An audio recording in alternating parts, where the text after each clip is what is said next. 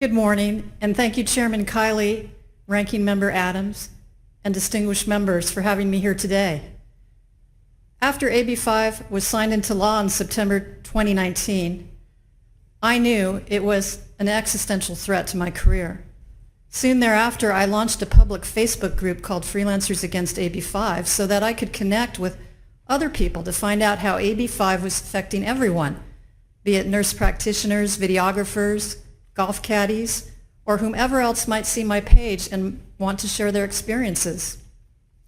Little did I know I would have a front row seat to hundreds and hundreds of negative stories pouring in from all income levels, demographics, political affiliations, and the vast swath of professions, trades, nonprofits, and sectors, as well as small business owners being put out of business for alleged misclassification violations, be it music store owners, audio tech installers, videography platforms, or architectural designers.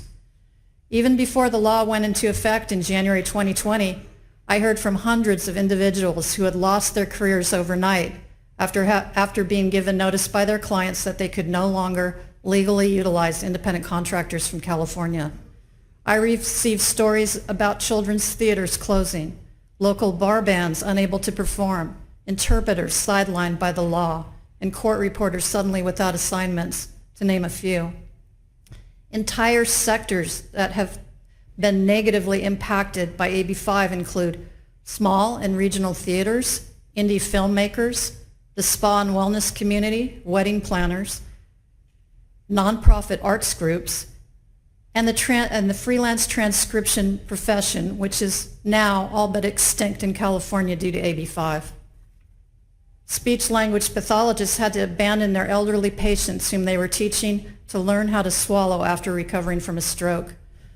The sign language interpreters told me they could not provide ADA-mandated services to the deaf and hard of hearing after AB 5 was passed.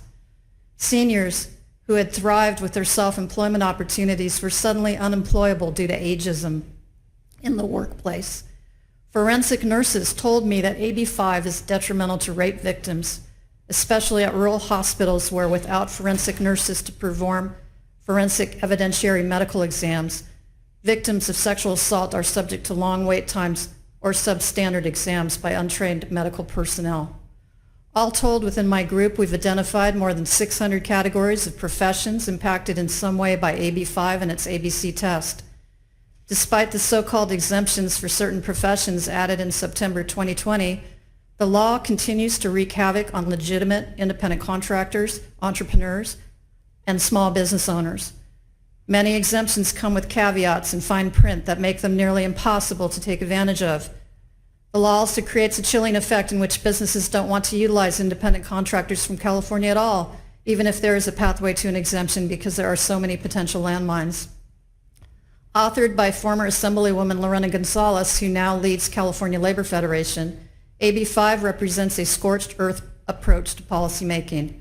Recently, on March 17, 2023, the Ninth Circuit Court of Appeals validated what we've known all along about the arbitrary exemptions process that picks winners and losers with no rhyme or reason. The decision was in response to a lawsuit from 2019 filed by rideshare and delivery drivers against AB 5 called Olson versus State of California. The case was dismissed in February 2020 before even being heard. In the Ninth Circuit decision last month, a 3-judge panel rebuked Lorena Gonzalez for her blatant animus not based in reason against the plaintiff and for engaging in backroom dealing. The court stated that the counsel for the state during oral arguments was unable to articulate any conceivable rationale for the exemptions of AB 5 as amended.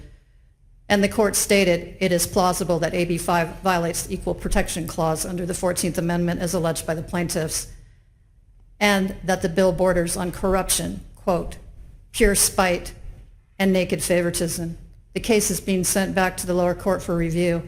It is not speculation in California what can happen with a law like AB 5 and the ABC test. We are literally the canaries in a coal mine. On behalf of the independent professionals in California, I ask that the cautionary tale of AB 5 and its ABC test be a warning to the nation so that these types of destructive policies don't spread nationwide. Thank you.